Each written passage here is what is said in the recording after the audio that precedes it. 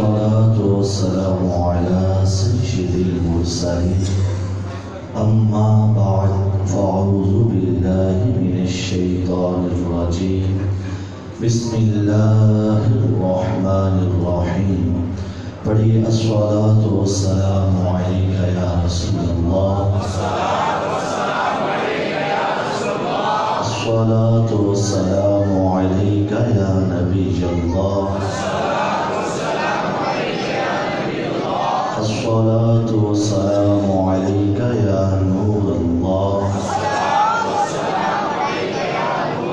وعلى آلك وأصحابك يا حبيب الله.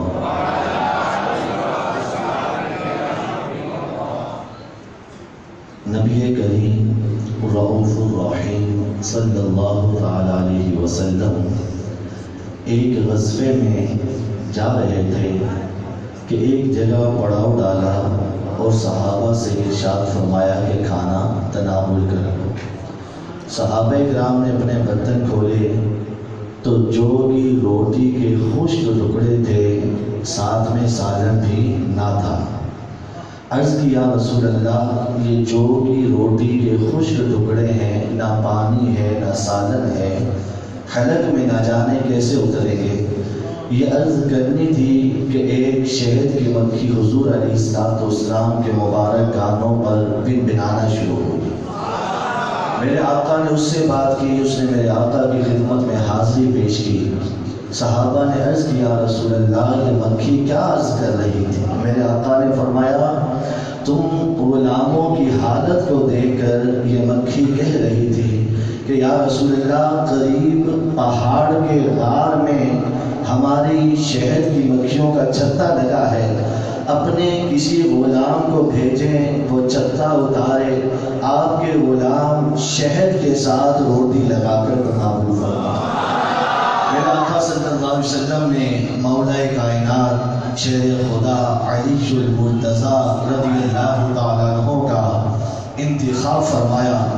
حضرت علی شہد کی مکھی کے پیچھے غار میں گئے, شہد اتارا, صحابہ میں تقسیم کر دیا. وہی مکھی دوبارہ پھر حاضر خدمت ہوئی, حضور کے کانوں کے قریب بنانے لگی. میرے آقا نے اس سے بات کی, اس نے حضور کی خدمت میں حاضری پیش کی. صحابہ نے عرض کیا رسول اللہ یہ اب کیا کہہ رہی تھی؟ میرے آقا نے فرمایا کہ میں نے اس مکھی سے پوچھا کہ شہد کی مکھی کہ تم شہد کیسے بناتی ہو؟ تو عرض گزار ہوئی کہ یا رسول اللہ ہم مختلف پھولوں اور پودوں کا رس چوستی ہیں, آ کر اپنے چھتے میں اگل دیتی ہیں, رب شہد بنا دیتا. میرے آقا نے فرمایا اچھا بعض پھول تو کڑوے بھی ہوتے ہیں, بعض پھولوں کا رس تو پھیکا بھی ہوتا ہے, لیکن وجہ کیا ہے کہ تمہارا شہد میٹھا ہی ہوتا ہے. عرض کیا رسول اللہ جب ہم اپنے غار سے گھر سے اڑ کر رس چوسنے کے لیے جاتی ہیں تو ہم آپ کی ذات پر درود پڑھتے جاتی ہیں, درود پڑھتے پڑھتے رس چوستی ہیں. یا رسول اللہ جب دوبارہ آ کر وہ رس اپنے چھتے میں اگلتی ہیں, آپ پر درود پڑھتی ہیں, یقین مانے کھٹا پھیکا میٹھا ہر طرح کا رس رب درود کی برکت سے نکالتا ہے.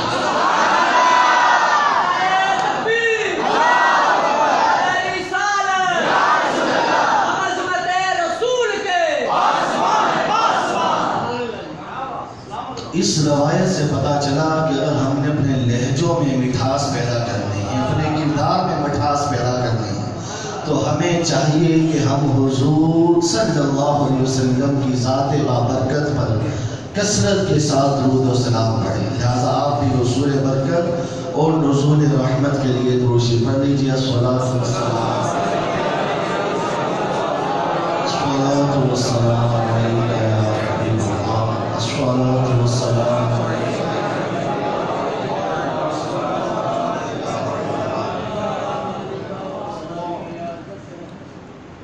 میں آپ کے گوش گزار چند باتیں عرض کروں گا قرآن اور حدیث سے. کوشش ہوگی کہ میں آپ کو کوئی قصہ یا کہانی نہ ہی آتی ہے نہ ہی میرے بھائیوں، آپ نے یہ انتظام کیا، خاص کر بانیان محفل نے اور اہل محلہ نے، اس کی وجہ کیا ہے؟ کانوں کی لذت کے لیے، اس لیے کہ جگہ 2-4 منٹ، آدھا گھنٹہ 2-4 گھنٹے فریشمنٹ ہو جائے گی، انٹرٹینمنٹ ہو جائے گی نا۔ سیدنا امام علی مقام امام حسین، صحابہ کرام اور حضور علیہ السلام، یعنی ہمارے جو آئیڈیل شخصیات ہیں، ان کی محبت، ان کی عقیدت اپنے دلوں میں مزید راسخ کر رہی ہے۔ میں آپ کے سامنے قرآن و سنت کی چند باتیں عرض کروں گا، اس دوران کوئی بھائی اٹھ کر پیسے نہ ڈالے۔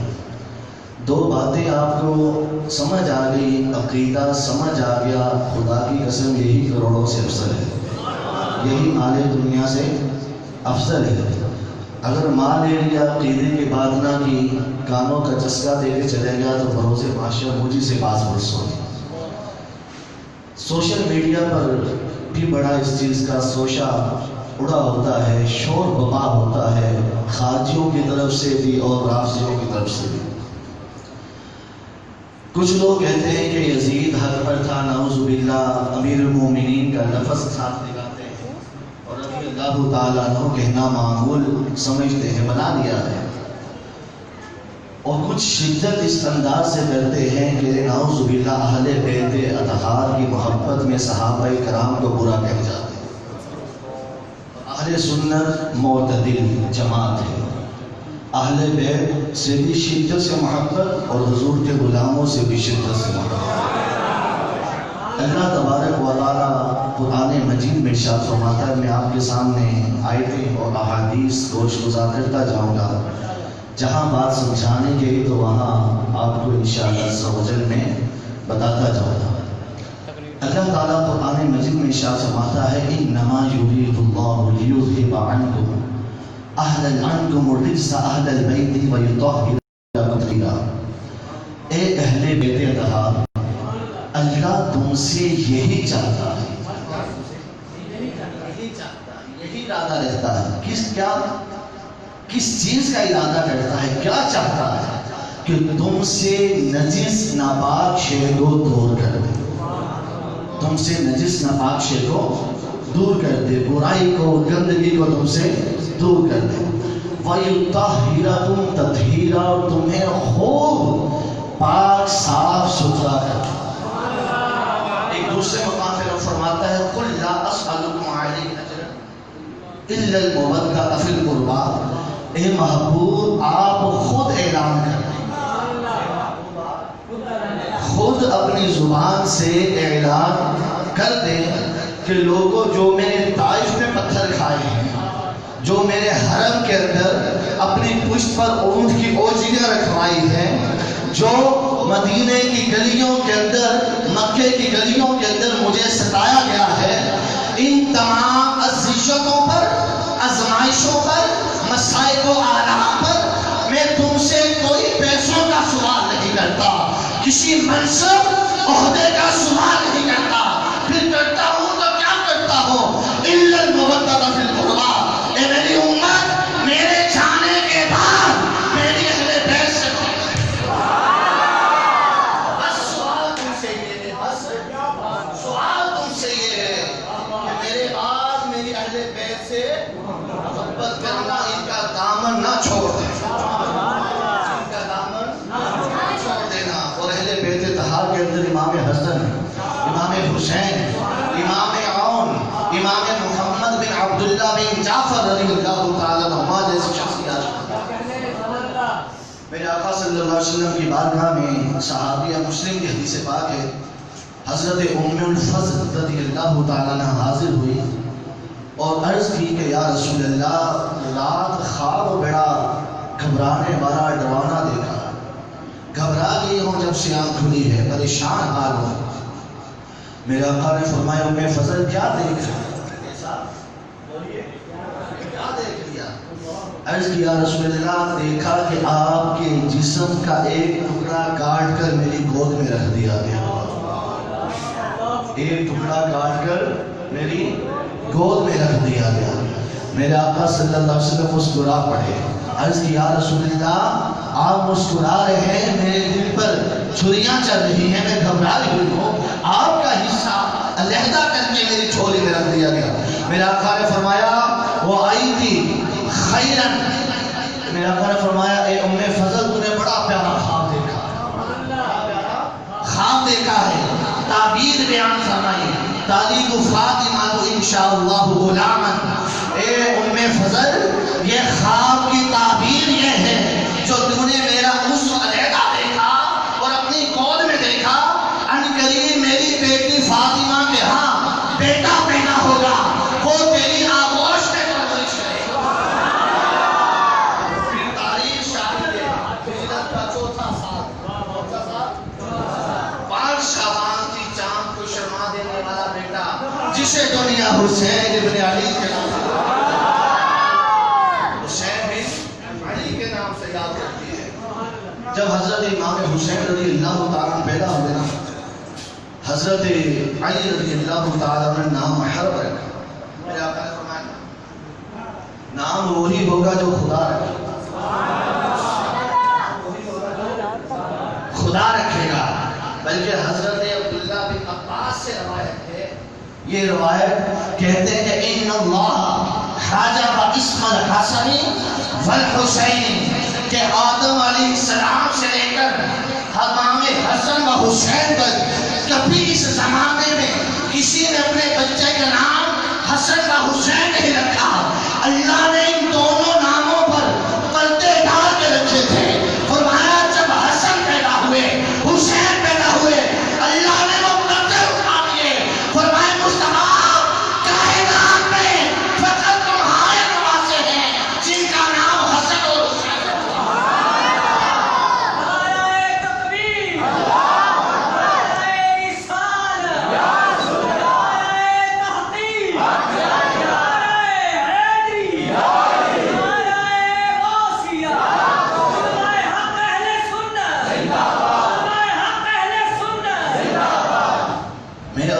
لاہور سے بھی سیدھا یہی کام کر کے یہاں پہنچا ہوں. آپ لوگ ساتھ دیتے رہیں گے تو انشاءاللہ سلسلہ چلتا رہے گا. امام حسین کی اہل بیت طہار کے صحابہ رسول کی گفتگو ہوگی. وہ خارجی ہوگا, ناصری ہوگا جس کے چہرے کو چھائے. میرے آقا صلی اللہ علیہ وسلم نے مولا علی کے کندھے پہ ہاتھ رکھ کے فرمایا علی جس نے منافق کی پہچان کرنی ہو, منافق دیکھنا ہو, وہ تجھے دیکھ کر تیرا ذکر سن کے اس کا چہرہ پر جس نے مومن دیکھنا ہو کہ مومن کون ہے, مومن کون ہے علی, تجھے اور تیرا ذکر سن کر خوش ہوتا ہے. یہی وجہ تھی خدا کی قسم صحابہ جب مولا علی بیٹھے ہوتے نا ٹک ٹکی بات کے مولا علی کو دیکھتے. یہ بات لوگ کہتے ہیں صحابہ ہی میرے دشمن کے نام نعوذ باللہ جامع ترمذی اٹھا کر دیکھیں, کنز العمال اٹھا کے دیکھیں, جمع الجوامع اٹھا کے دیکھیں, مجمع الزوائد اٹھا کر دیکھیں. حضرت ابو بکر صدیق سے حضرت عائشہ پوچھتی ہیں کیا باقی اے باجان کیا وجہ ہے ان تکثر النظر الی وجه علی جی, جب آپ جلسے میں بیٹھے ہوتے ہیں دیگر صحابہ بھی موجود, خود مصطفیٰ بھی موجود, لیکن میں دیکھتی ہوں آپ باندھ کر مولا علی کو دیکھتے ہیں. صدیق اکبر فرماتے بیٹا میں علی کو نہ دیکھوں تو کس کو دیکھوں, علی کو نہ دیکھوں تو کس کو دیکھوں, کیونکہ سمیت رسول اللہ میرے خود مصطفیٰ جان رحمت کو فرماتے سنا النظر الی وجه علی سے عبادت, کہ علی کے چہرے کو دیکھ لینا.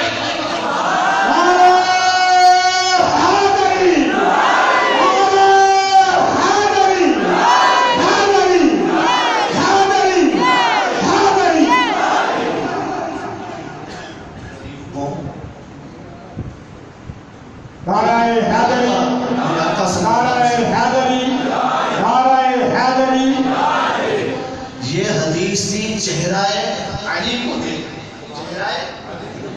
دیکھنے کی. بہت سے ایسے لوگ ہوئے جنہوں نے مولا علی کا چہرہ نہیں دیکھا, گزر رہے تھے پیچھے سے کچھ دیکھ لی, کمر دیکھ لی, ہاتھ دیکھ لیے, پاؤں دیکھ لیے, کیا وہ عبادت سے، اس عبادت سے محروم رہے؟ میرے آقا نے ان کو بھی نہ چھوڑا. میرے آقا نے فرمایا النظر الی علی سے عبادت، جس نے مولا علی کے جسم کو دیکھ لیا اس میں بھی. ہم لوگ کیا کریں یا رسول اللہ؟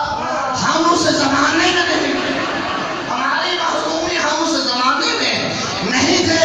ہم نہ چہرہ دیکھ سکتے ہیں، نہ مولا علی کے اعضاء دیکھ سکتے ہیں. ہم کیا کریں؟ میرے آقا نے فرمایا کہ بیٹھ کر علی کا ذکر کر لیا کرو. ذکر علی سے عبادت، کہ علی علی کرنا بھی عبادت.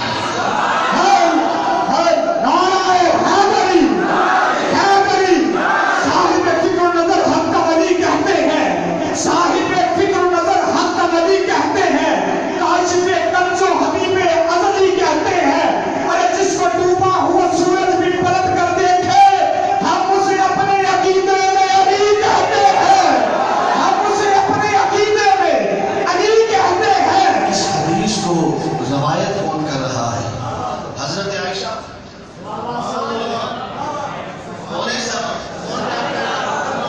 اس حدیث کو روایت کون کر دی؟ اور یہ عمل دن کا بیان ہو رہا ہے. صدیق اکبر کا بدبخت ہے وہ لوگ، ظالم ہے وہ لوگ، تاریخ قرآن و سنت کے غدار ہے وہ لوگ، جو کہتے ہیں صدیق اکبر مولا علی، جو کہتے ہیں عائشہ حضرت علی کی دشمنی. نعوذ باللہ ثم اللہ کے بندو، اگر یہ دشمنیاں ہوتی تو یہ فضیلت والی حدیثیں روایت ہوتی؟ بتائیں، یہ فضیلت والی حدیثیں روایت ہوتی اگر یہ دشمنیاں ہوتی؟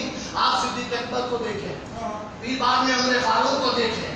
حضرت عمر فاروق رضی اللہ تعالیٰ عنہ نے جب مدائن فتح کیا، آپ نے جب مدائن فتح کیا، مال غنیمت آ گیا. صحابہ کی اہل بیت سے محبت ذرا دیکھیں، لیکن میں دوبارہ اس طرف پلٹ کر آتا ہوں.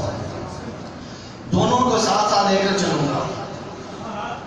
صحابہ کی اہل بیت سے محبت دیکھیں. جب مدائن فتح ہوا، مال غنیمت آیا، حضرت عمر رضی اللہ تعالیٰ نے صفحے بچھائی مسجد نبوی کے اندر. سارا مال غنیمت کا ڈھیر لگا دیا. صحابہ لینے کے لیے جمع ہوئے. امام حسن رضی اللہ تعالیٰ عنہ بھی آئے. حضرت عمر کے دور خلافت کی بات کر رہا ہوں. حضرت امام حسن رضی اللہ تعالیٰ عنہ آ کے کہنے لگے یا امیر المومنین اعطینی حقی مما افاء اللہ علی المسلمین. اے امیر المومنین، اللہ نے جو مسلمانوں کو مال دیا ہے اس میں سے میرا حق دے. حضرت عمر رضی اللہ تعالیٰ کھڑے ہوئے، عاجزی کے ساتھ، عزت کے ساتھ، محبت کے ساتھ 1000 درہم پیش کیے. امام حسن نے تھیلی پکڑی اور چلے گئے. امام حسین آئے، آ کر کہنے لگے یا امیر المومنین. کیا کہنے لفظ؟ بولے اونچی بات سے بولے. امام حسن نے کیا کہا؟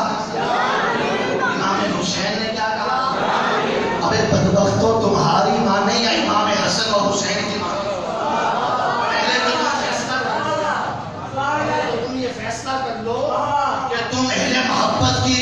اہل بیت کی محبت کے دعوے دار ہو. ہم تمہاری مانے یا جن کو اہل بیت امیر المومنین کہیں، ہم ان کی مانے یا بتائیں کن کی مانے؟ آپ فیصلہ کر دیں. آپ بھی بڑی محبت کرتے ہیں نا، بڑی سبیلیں لگاتے ہیں. آپ لوگ بھی ذرا فیصلے کر دیں کہ اہل بیت کی مانے یا ان کی مانے؟ ان کی مانی ہے. عرض کیا امیر المومنین، یا امیر المومنین اعطینی حقی مما افاء اللہ علی المسلمین. اللہ نے مسلمانوں کو جو مال دیا اس میں سے میرا حق بھی دے.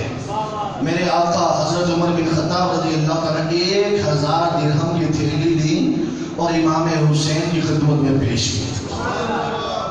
پھر تیسرے نمبر پر حضرت عبداللہ بن عمر آئے، حضرت عمر کے بیٹے.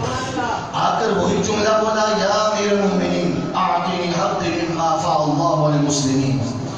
ابا جان، جو اللہ نے مسلمانوں کو مال دیا مجھے بھی اس میں سے حصہ دے. حضرت عمر بن خطاب نے 500 درہم کی تھیلی دے دی. امام حسن بولے پیچھے والے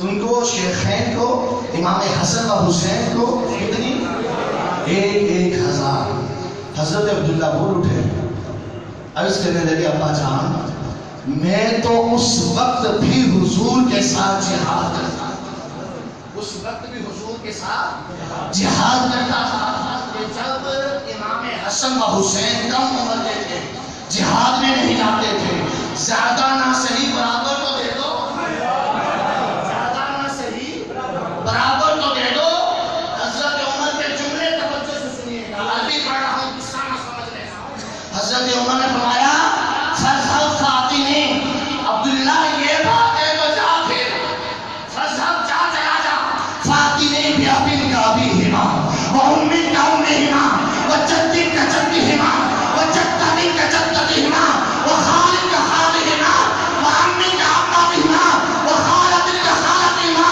عبداللہ جا پھر ان کے باپ کے ساتھ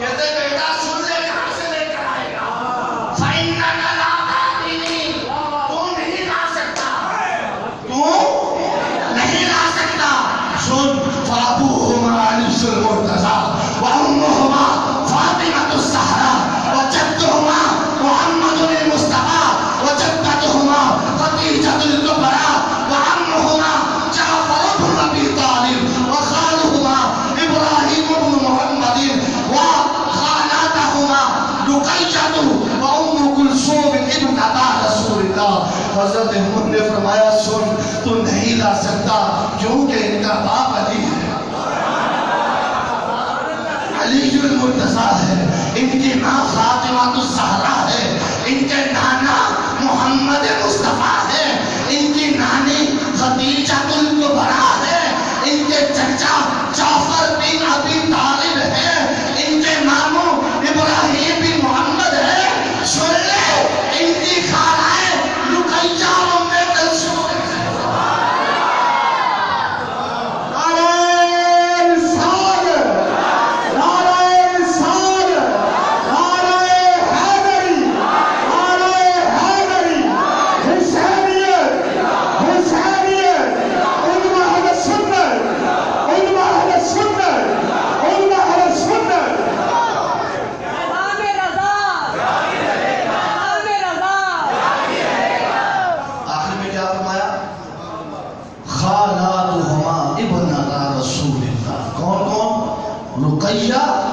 اور ام کلثوم یہ بعض بدبختوں منحوسوں نے بیٹھ کر کانفرنس کر ڈالی اتنی بڑی گستاخی کر دی اہل بیت کی شان میں اور ہم خاموش رہے کہنے لگے حضرت فاطمہ حضور کے بیٹی نہ رقیہ نہ ام کلثوم حضور کی بیٹیاں نہیں ارے عمر بن خطاب کے ہیں حضور کی بیٹیاں عمر بن خطاب کے ہیں حضور کی بیٹیاں ہیں خود مولا علی کہیں خود مولا جب حضرت عثمان کی دوسری زوجہ حضرت ام کلثوم کا انتقال ہوا نا قبر پہ آیا اوپر مٹی ڈالی روایت کے اندر آتا ہے جمع الجوامع کی حدیث پاک حضرت علی کھڑے ہوئے کہنے لگے یا عثمان خدا کی قسم میں نے حضور کو خود فرماتے سنا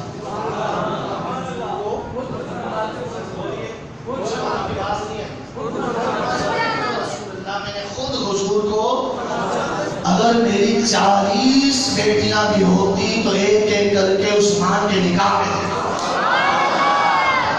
40 بھی ہوتی تو ایک ایک کر کے عثمان کے نکاح میں دے دیتا ارے بدبختوں میرے مصطفیٰ کہیں میری بیٹیاں ہیں ارے لعنتیوں مولا علی کہیں حضور کی یہ بیٹیاں ہیں اور تم گستاخوں نے حضرت رقیہ ام کلثوم کو حضور کی نسل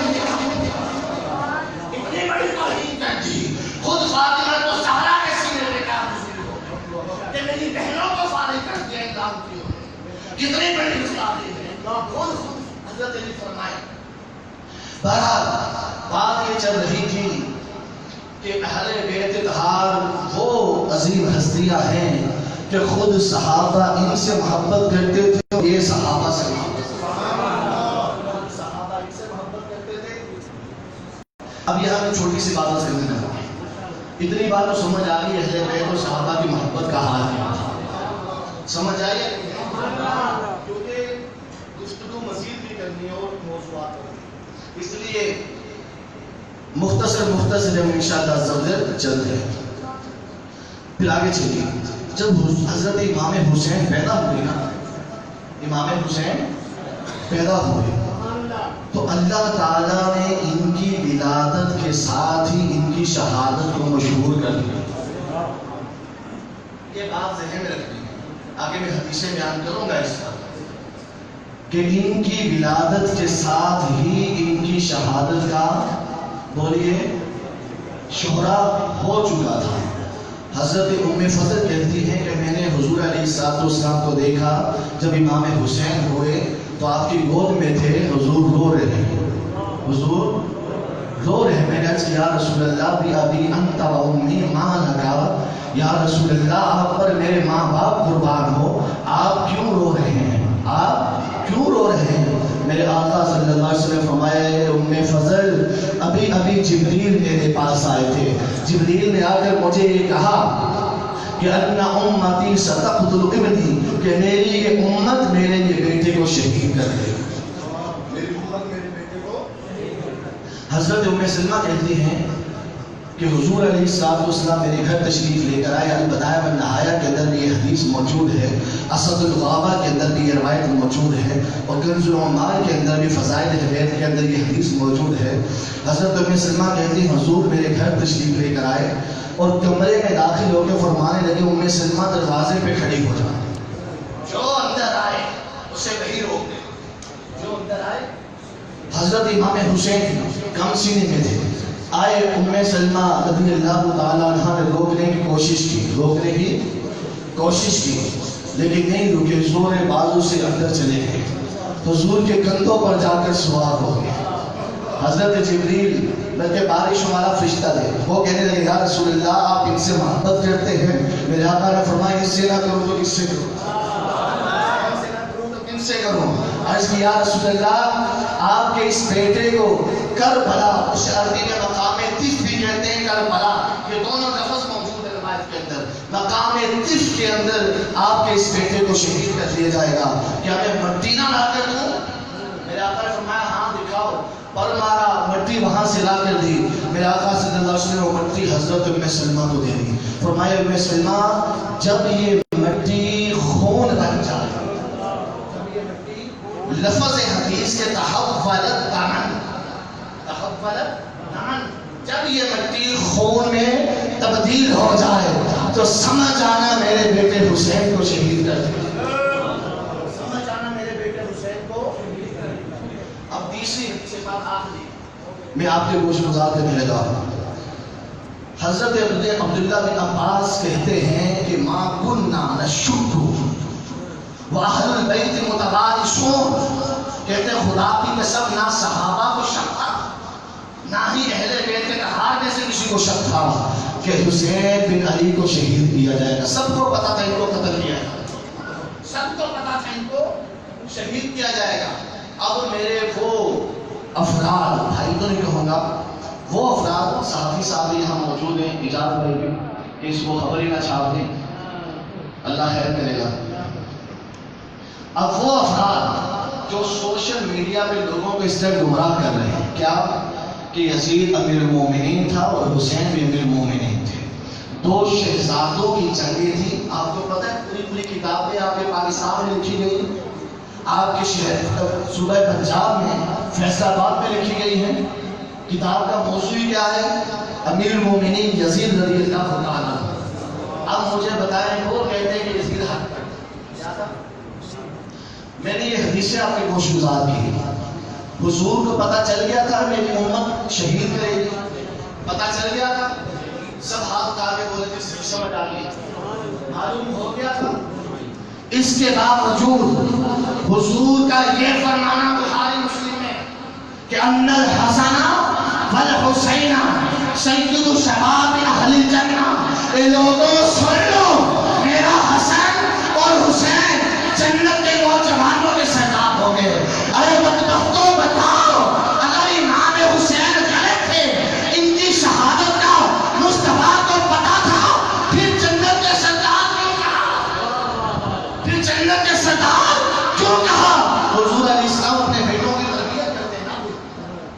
لاشوں کی تربیت کرتے ہیں غلط کام نہیں کرنا، نعوذ باللہ ثم نعوذ باللہ. میرے آقا نے تو پروانہ کی تربیت کر کے سکھایا، بیٹا دن آئے گا، ایک دن آئے گا اسلام پر حملہ ہوگا، تم نے خود کی پرواہ نہیں کرنی، بچانا ہے تو اسلام کو بچانا ہے، بچانا ہے تو اسلام کو بچانا ہے. خدا کی قسم تاریخ میں آتا ہے کہ جب امام حسین آخری رہے کربلا میں شہادت کے لیے آخری رہے تو بی بی زینب امام حسین کے پاس آئی، آ کر کہنے لگی رضی اللہ تعالیٰ عنہ، آ کر کہنے لگی کہ یہ میرے بھائی میرے لہتے جگر، میں نے اپنی والدہ کو یہ نصیحت کرتے ہوئے سنا تھا کہ بیٹی زینب تیرے بھائی حسین پر وقت آئے گا، کبھی تیرے بھائی حسین پر کبھی وقت آئے گا، جو کچھ تیرے پاس ہو ان پر لٹا دینا، جو کچھ تیرے پاس ہو ان پر قربان کر دینا. میں نے وعدہ کیا تھا میں حسین کو کبھی تنہا نہیں چھوڑوں گی، اپنی جان کی پرواہ نہیں کروں گی. جب امام حسین تنہا رہ گئے نا جانے کے لیے میدان کربلا میں، سب بیٹے بھی بھائی بھی عزیز و قریبا بھی جان نثار بھی غلام بھی سب ایک ایک کر کے شہید ہو گئے. حضرت زینب آتی آ کر دامن تھام لیتی ہے، عرض کرتی ہے بھائی جان کیا میری والدہ کی نصیحت یاد ہے آپ کو؟ بھائی جان کہتے ہیں کون سی نصیحت میری بہن؟ حضرت زینب کہتی ہے کہ ماں نے نصیحت کی تھی اور وصیت کی تھی حسین پر جو کچھ تیرے پاس ہو لٹا دینا، ایک دن آئے گا میرے پاس کوئی پھول پڑے چھوٹے سے تحفے پڑے ہیں، میں چاہتی ہوں وہ آپ پر قربان کر دو. حضرت امام حسین فرمانے لگے زینب میری بہن ہمارے پاس تو کچھ بھی نہیں ہے سوائے تلوار کے اور ایک گھوڑے کے، ہمارے پاس تو کچھ بھی صدقے کے لیے نہیں ہے، نہ مال ہے نہ اور کوئی چیز ہے.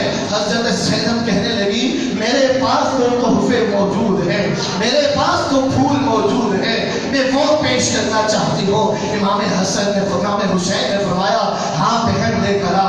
جب پردے سے بی بی زینب دو پھول دو تحفے لے کر آتی ہے، ایک حضرت عون ہوتے ہیں، ایک حضرت محمد بن عبداللہ بن جعفر، دونوں بھائی ہیں، بی بی زینب کے دونوں بیٹے ہیں، لختے جگر ہیں، اپنے قد سے بڑی تلوار اٹھا رکھی ہے، اپنے قد سے بڑی تلوار اٹھا رکھی ہے، چند سالوں کے ہیں. امام حسین سے کرتے بھائی جان خدا کا واسطہ ہے انکار نہ کرنا، میرے پاس لٹانے کے لیے کچھ بھی نہ بچا، ان دو بچوں کے سوا یہ دو بچے بھیج دو.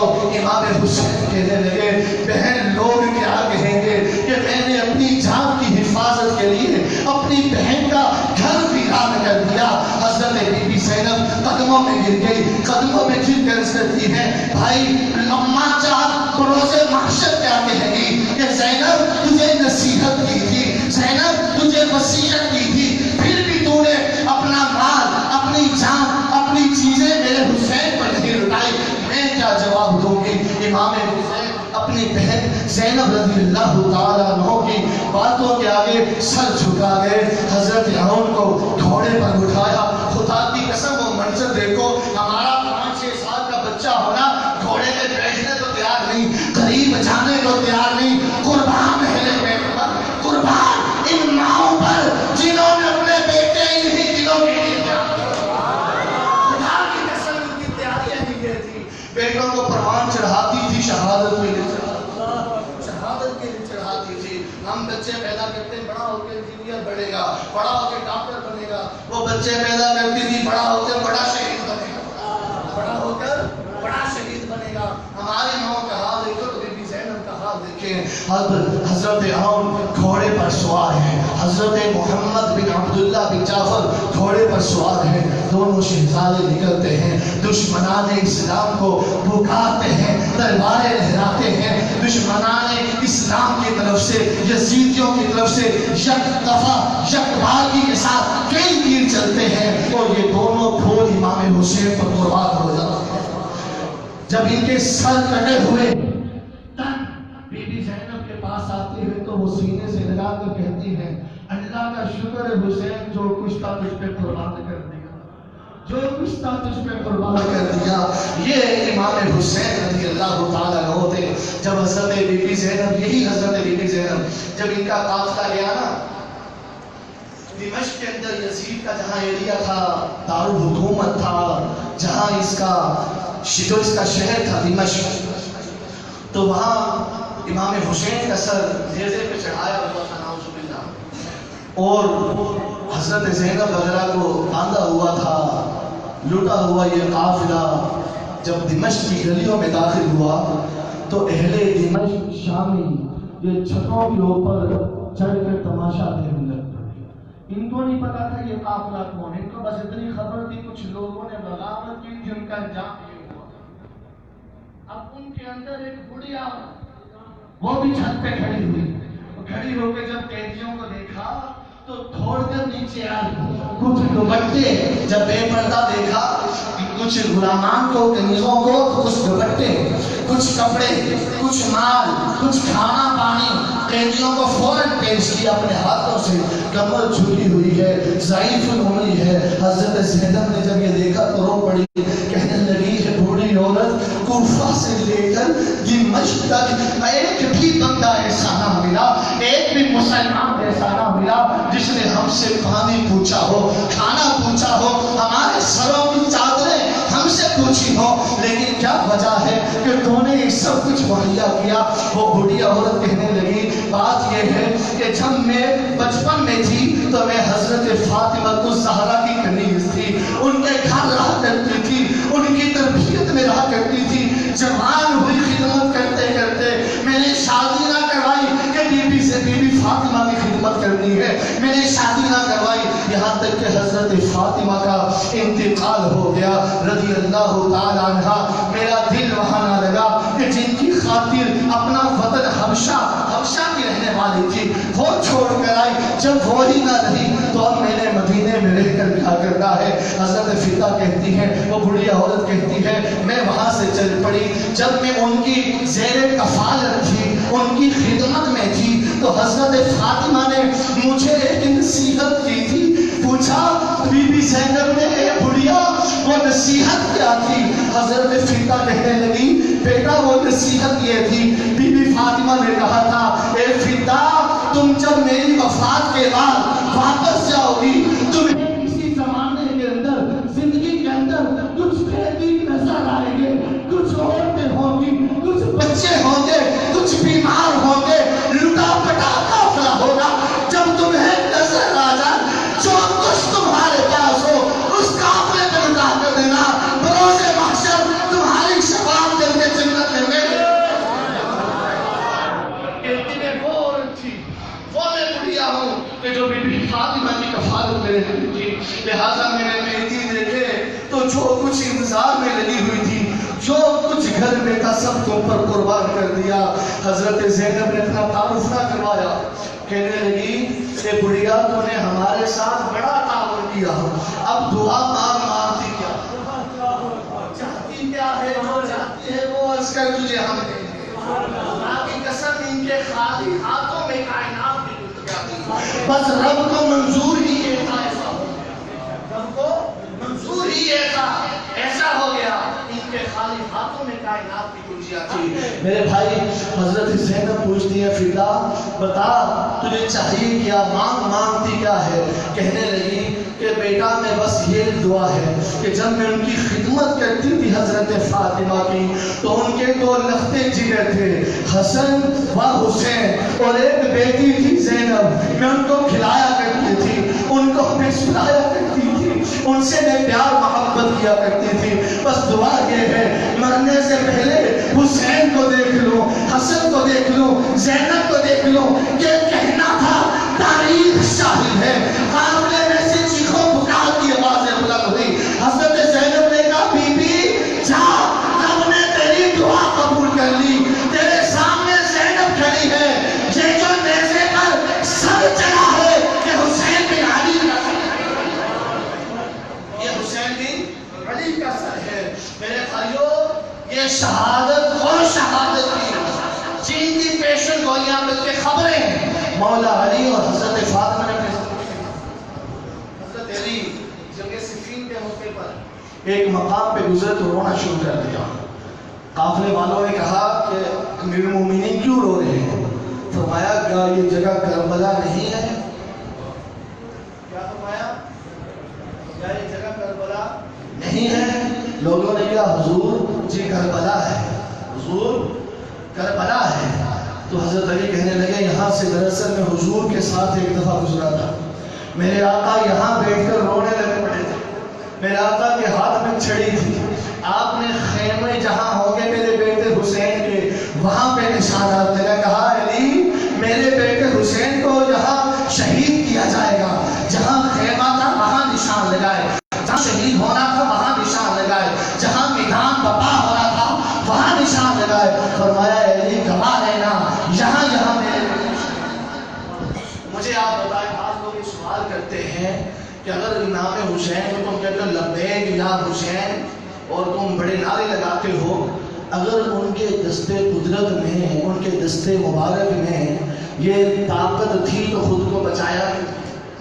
یہ طاقت تھی تو خود کو بچایا کیوں نہیں؟ مجھے بتائیں یہ خبر حضور کے آتے ہی مشہور ہو گئی تھی؟ حضرت امام حسین کے پیدا ہونے کی خبر مشہور ہو گئی تھی؟ میرے نبی نے تاریخ اٹھا کے دیکھ لو، خدا کی قسم کبھی حضور نے یہ دعا نہیں کی مولا میرے بیٹے کو شہید ہونے سے بچا دے. تاریخ اٹھا کر دیکھ لو، حضرت علی کی تاریخ اٹھا کر دیکھ لو، کبھی یہ دعا نہ کی کہ اللہ علی میرے حسین پر جو آزمائش آتی ہے وہ آزمائش کل جائے نہ آئے. کبھی انہوں نے دعا نہ کی. یہ واقعہ بپا ہونا تھا. امام حسین نے نوجوانان جنت کا سکھا دین کا بچانا تھا اور قیامت تک آنے والے لوگوں کو بتانا تھا اے لوگوں گواہ ہو جانا میری سیرت کو دیکھ کر، جہاں بھی بات حق کی آئے اسلام کی آئے وہاں چھوڑنا نہیں، بیان نہ جانا ہے، شہید ہو جانا ہے، لیکن کبھی بھی حق کو نیچے کبھی بھی صحابہ کرام سے اٹھا کے دیکھ لیں. خدا کی قسم یہی حال تھا. میں نے حضرت کرام کی بات آپ سے شیئر کی. مجھے بتائیں ہمارے 5 سال 8 سال کے بچے گھوڑے پہ بیٹھ کے تلوار اٹھا لیں گے؟ بتائیں آپ کے بچوں والے کو خود بھی اس عمر سے تو اٹھا لو گے، لیکن ان بچوں کی تربیت کیا تھی؟ ان بچوں کی تربیت کیا تھی؟ ان کی تربیت یہ تھی کہ بیٹا جینا ہے تو اللہ اس کے رسول کے لیے، مرنا ہے تو بولیے اللہ اس کے. دوسری اشرف نامی ایک یہودی عالم تھا، وہ مدینے کے اندر حضرت عمر کے گود کے اندر. میں بچوں کی چھوٹی سی بات بتا ہوں، آج کل ہمارے بچے نے بڑے ہو کیا بننا ہے؟ شاہ رخ خان بننا ہے. کیا بننا ہے؟ کوئی انڈین کوئی اور یا انگلش کوئی جو فلم سٹار ہے وہ بننا ہے، یا کوئی کرکٹر ہے تو بڑے ہو کے کرکٹر بننا ہے، کوئی اور ہے تو وہ بننا ہے. ہمارے بچوں نے نہیں بننا تو کیا نہیں بننا؟ مجاہد اسلام نہیں بننا. نہیں بننا تو کیا نہیں بننا؟ مورخ اسلام نہیں بننا. نہیں بننا تو کیا نہیں بننا؟ شہید سنت نہیں بننا. کیا بننا ہے؟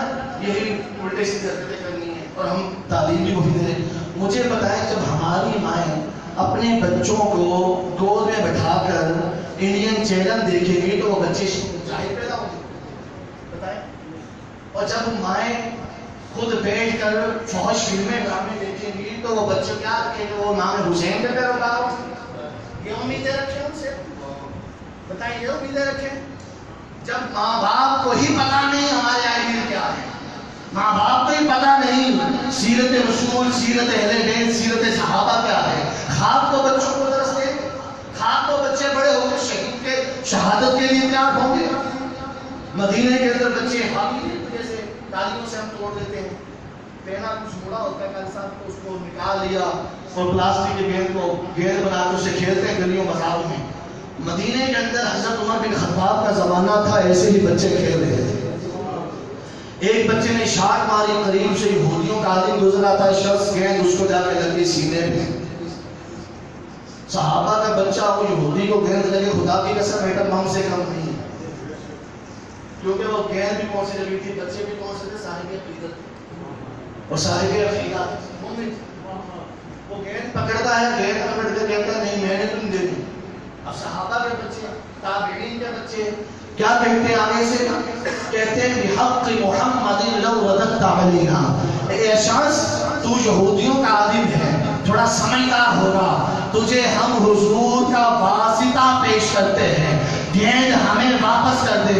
جب اس شخص نے یہ حضور کا نام سنا تو فوراً گستاخی کر ڈالی، حضور کی توہین کر دی۔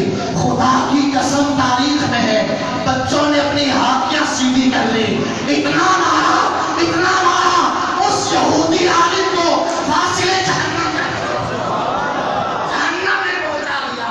سارے یہودی جمع ہو کر عمر بن خطاب امیر المومنین کے پاس آئے، اے عمر ہم تو خون کا بدلہ خون سے لیں گے، ہم تو خون کا بدلہ بولیے خون سے لیں گے۔ حضرت عمر نے فرمایا ہوا کیا ہے؟ کہا آپ کے بچوں نے ہمارا مولوی مار دیا، ہمارا عالم مار دیا، ہمارا راہب مار دیا، ہم تو خون کا بدلہ خون سے لیں گے۔ حضرت عمر نے بچے بلوائے، بچوں سے پوچھا ہاں بھائی بتاؤ کیا ہوا، تم نے مارا ہے؟ کہا امیر المومنین خدا کی قسم ہم نے مارا ہے، کسی اور نے نہیں مارا، فخر ہے ہم نے مارا ہے، کسی اور نے۔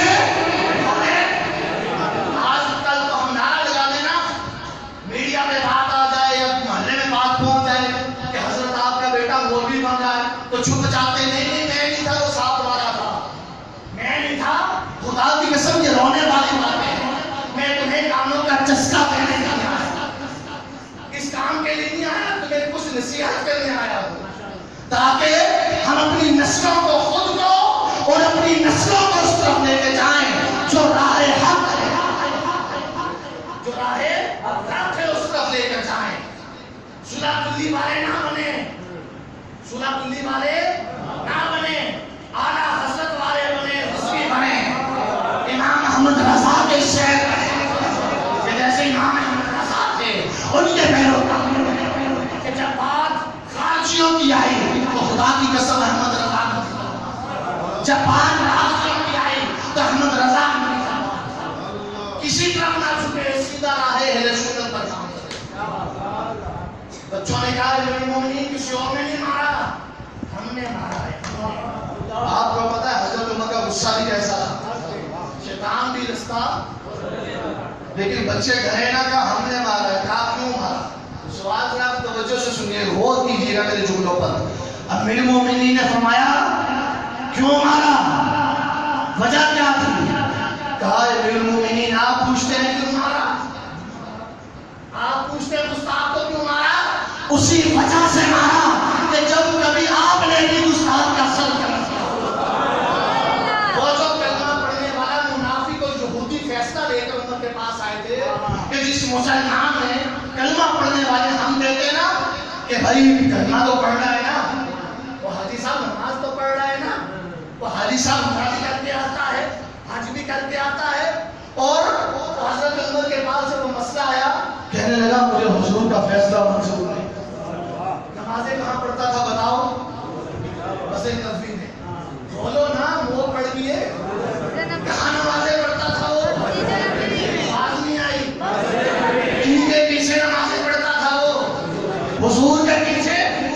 مسجد نبوی کا مقتدی نمازی اور امام بھی جان مصطفیٰ جان رحمت، جہاد میں بھی، روزہ سیام میں بھی، بات جب یہ آئی کہ مجھے حضور کا فیصلہ منظور نہیں، داخل عمر آغاز السیفہ، عمر گھر گئے، دوسری بات نہ کی، تلوار اٹھائی، لا کے ساتھ غلط کر دیا، فرمایا لوگوں سن لو جس کو مصطفیٰ کا فیصلہ منظور نہیں، عمر کا فیصلہ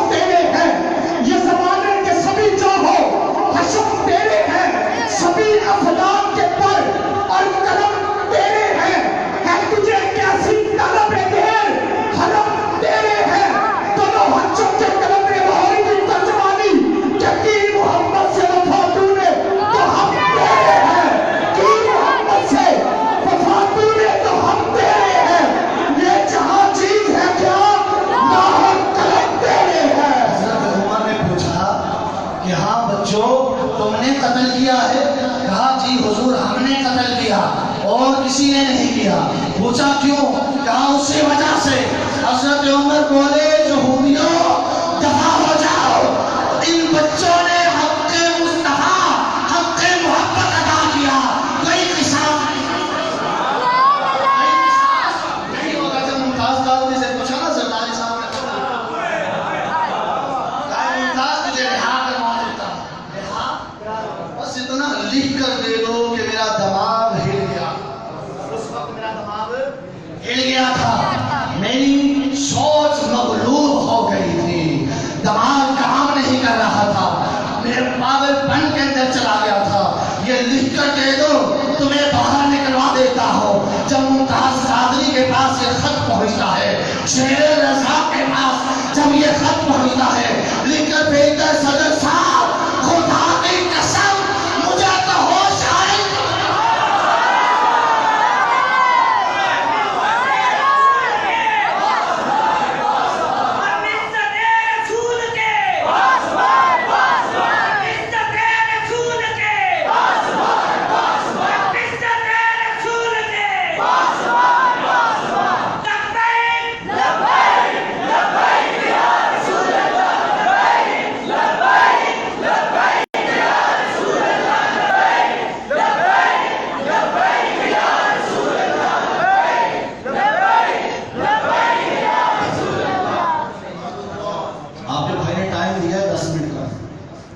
کے اندر میں انشاءاللہ شاید آپ لوگ بور ہو رہے ہیں، چلنے دیں.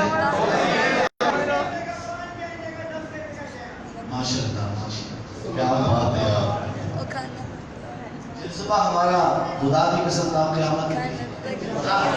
ہم اپنے نبی کے دیوانے، ہم اپنے نبی کے دیوانے، ہم مولا علی کے دیوانے، ہم غوث جلی کے دیوانے. جب رومیوں کو مغلوب کرنے کے لیے، شکست دینے کے لیے حضرت عمر بن خطاب نے لشکر بھیجا خالد بن ولید کا، تو رومیوں کی اور مسلمانوں کی آپس میں آخری بس حدیث بیان کرنے لگا ہوں، روایت آخری اس کے بعد اجازت چاہوں گا، توجہ سے سنیے گا. رومیوں کی اور مسلمانوں کی جنگ ہوئی آپس میں.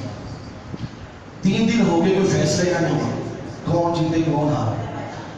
رومی جو بادشاہ تھا قیصر بڑا پریشان کہ میری ٹرینڈڈ فوج، امریکن فوج آج کے زمانے میں اس زمانے کے اندر لیٹسٹ فوج تھی، جدید اسلحے سے اس دور کے لیس تھی. صحابہ کے پاس کیا تھی؟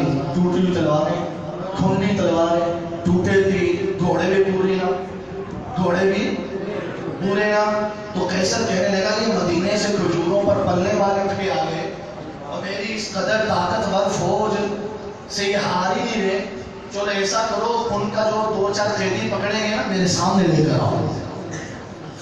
تو 3-4 قیدی قیصر کے سامنے پیش کیے. جنگ کے دوران جو کچھ افراد قیدی بنے مسلمان، قیصر نے سب سے پہلے قیدی حضرت عبداللہ بن حذافہ تھے. پوچھا ہے عبداللہ تیرا نام کیا ہے؟ کہا عبداللہ. کہ عبداللہ اسلام کو چھوڑ دے، محمد سے بے وفائی کر دے صلی اللہ علیہ وسلم، تجھے چھوڑ دو. کہا نام بادشاہ یہ نہیں ہو سکتا، یہ بڑا مشکل کام ہے، یہ ناممکن کام ہے، یہ نہیں ہو سکتا، حضور چھوڑ دے. کہ ہماری جو سانسیں ہی جن کے صدقے ہیں، کہ ہمارا اٹھنا جن کے صدقے، ہمارا بولنا جن کے صدقے، ہمارا پڑھنا پڑھانا جن کے صدقے، ہمارا بیٹھنا بٹھانا جن کے صدقے. نانا بادشاہ یہ بات نہیں ہو سکتی. قیصر نے کہا میں تیرے ساتھیوں کو شہید کر دوں گا، کیا تیری مرضی. سارے ساتھی شہید کر دے جو ساتھ آئے تھے. کہا عبداللہ اب بھی بے وفائی کر دے. کہا نام بادشاہ بے وفائی نہیں ہو سکتی. اس خون میں، اس غلامی میں بے وفائی کا کوئی نشان نہیں ہے. بادشاہ کہنے لگا عبداللہ چلو پھر ہم تجھے سزائیں دیتے ہیں. اب بادشاہ مختصر طور پر سناتا ہوں. بادشاہ نے ایک لکڑی کا تخت گاڑا اور اس پر حضرت عبداللہ بن حذیفہ کے ٹانگے اور ہاتھ گاڑ دیا. آپ نے دیکھا ہوگا سزائیں دی جاتی ہیں. ہاتھ گاڑ دیے اور اپنے تیر اندازوں کو کہا کہ نئے تیر مارو کہ عبداللہ کو کوئی نہ لگے، لیکن آس پاس تیر ہی تیر ہو جائیں، آس پاس تیر ہی تیر ہو جائیں، عبداللہ ڈر جائے. تیر اندازوں نے تیر چلائے، بدن کے ساتھ ساتھ تیر ہزاروں سینکڑوں لگ رہے. حضرت عبداللہ کو کوئی تیر نہ لگا. بادشاہ کہنے لگا عبداللہ اگر میں چاہتا یہ سینکڑوں تیر تیرے سینے میں پیوست کر دیتا، بتا اب بھی تم نے نبی کو نہیں چھوڑتا. کہ بادشاہ یہ سینکڑوں تیر ہوتے، عبداللہ کے جسم میں سینکڑوں جانیں ہوتی، ایک ایک جان مصطفیٰ میں.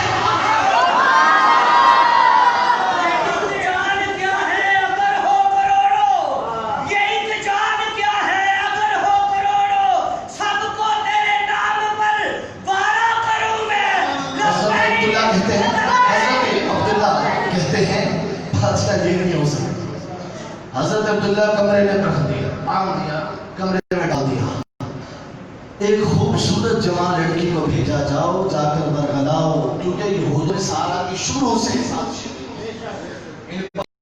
کہ مسلمانوں کو لڑکی کے چکر میں لگانے کی کوشش. ہمارے نوجوان سب کے پاس موبائل ہونا میں ذائقہ نہیں، لیکن اگلے جو 70 والوں سے زیادہ جانتے ہیں. یہ وہاں سے سارا سسٹم آ رہا ہے. شروع سے ان کی یہ کوشش ہے کہ ان مسلمانوں کو لڑکیوں کے چکر میں گھساؤ. اس چکر میں پڑیں گے تو ادھر سے دور ہوں گے، جب ادھر سے دور ہوں گے تو پھر ہمارے ہاتھ میں مکمل آئے گا. نوجوان دوشیزہ لڑکی میں کہا جاؤ پوری رات ہے تمہارے پاس، عبداللہ کے ساتھ جاؤ، جو کرنا ہے کرو. صبح ہوئی لڑکی باہر آئی کمرے سے. بادشاہ نے پوچھا ہاں بتا رات کیسے گزری. کہا بادشاہ تو نے کس کے پاس بھیج دیا؟ اسے تو اتنا بھی نہیں پتا میں مرد ہوں یا عورت ہوں. عورت ہوں. ارے میرے سنی جوانوں تو بچوں سے سنیے گا. بادشاہ نے کہا پھر پوری رات وہ کیا کرتا رہا؟ کہا بادشاہ وہ تو پوری رات اپنے نبی پر درود پڑھتا. اس نے تو آنکھ اٹھا کے نہ دیکھا کہ لڑکی آئی ہے. اللہ اکبر. بادشاہ نے پھر حضرت عبداللہ کو کہا لے تیل کا کڑاہا منگوایا، تیل کا کڑاہا منگوایا، اس پہ چراغ لگائی. تیل جب پورے چوبن میں آیا مسلمان کو اٹھا کر اندر ڈال دیا. جیسے ہی مسلمان قیدی اندر گیا کڑاہے میں ہڈیاں ابل کر اوپر آ گئی. حضرت عبداللہ نے دیکھا تو رو پڑے. اس طرح روئے کہ روتے روتے زمین پر بیٹھ گئے، روتے روتے زمین پر بیٹھ گئے.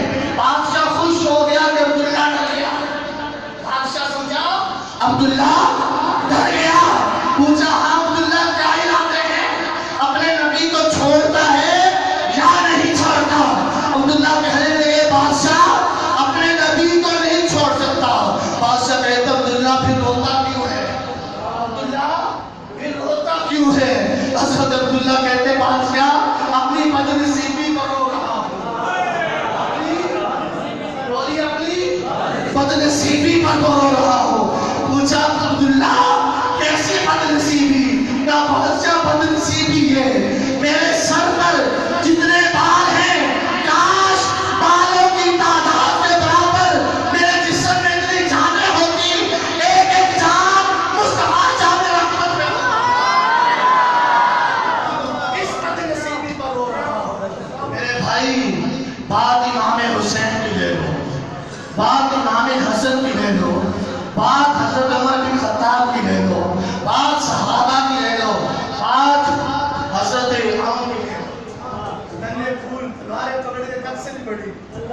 حد سے بڑی تلوار ہے جو وہ گھوڑے گھوڑے کے جا رہے ہیں.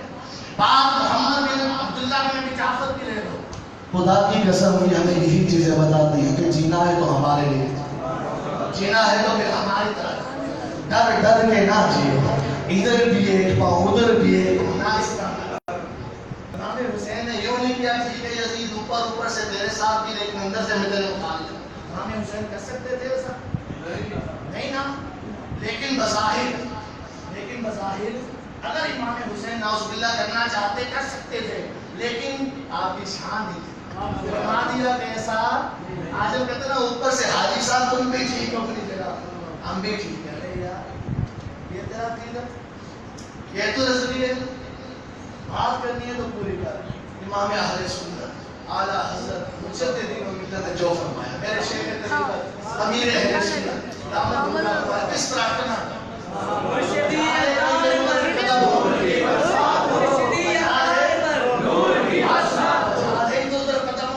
دنیا کا سب سے بڑا پیر خانہ کو ایک بات عقیدے کی ایک بات لکھا ہے. خدا کی قسم جو امام احمد رضا کے مذہب آج کو کوئی 2.5 انچ کی مسجد بنا دیتا ہے نا 2.5 انچ کی مسجد صرف 2.5 انچ کی مسجد بنا دیتا ہے. وہ خود کو مفتی اسلام سمجھ لیتا ہے کہ محقق ہوں تو میں پیر ہوں تو میں فلاں ہوں تو میں اور وہ اپنے مذہب کی نشر و اشاعت شروع کر دیتے ہیں. قربانہ جو میں سے